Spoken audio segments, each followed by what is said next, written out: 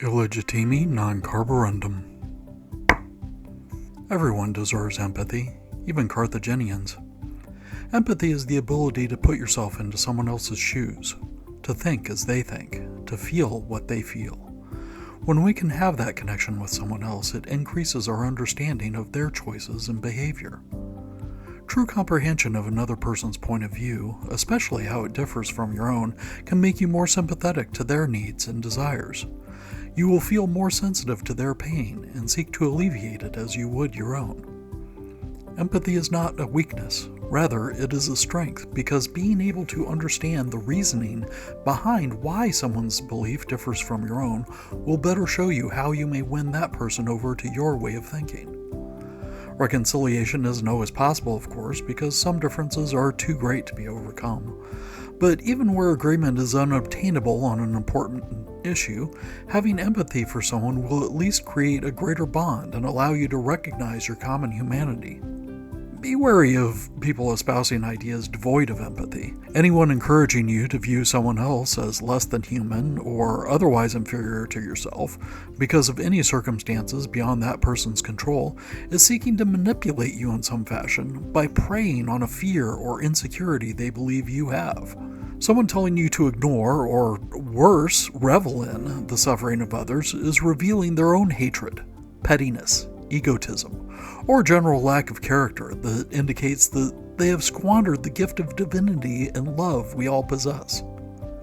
Though it's important to empathize even with those unwilling or unable to reciprocate, because that could be the beginning of helping that person become more compassionate.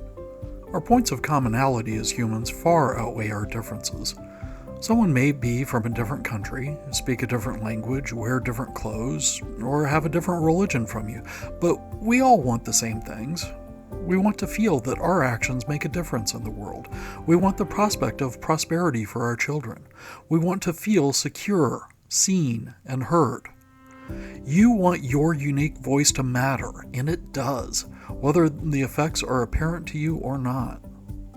Empathy will come more naturally with people you have direct contact with, but it's worthwhile to exercise it even for those you will never meet.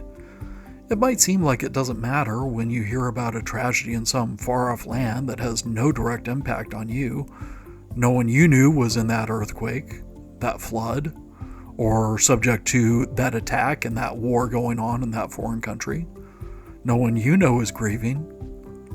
It doesn't affect your family, your job, or your bank balance. But consider, how would you feel in those people's situation? The ones that are grieving, the ones that have lost. Would your suffering be any different or any greater than theirs?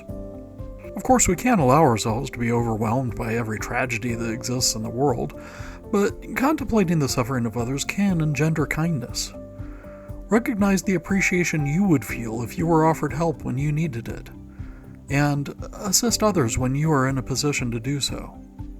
As an exercise, the next time you hear that someone that you have a significant political, religious, or cultural disagreement with dies or is injured, do not be thankful, do not celebrate. Instead, emulate what your reaction would be if it were someone that you had a strong agreement with that suffered misfortune. You can make the world better by choosing love over hatred, knowledge over ignorance, tolerance over prejudice, connection over isolation, and empathy over apathy. Look for areas of commonality with others, and the differences will seem less important, less dire. And furthermore, Carthago delenda est.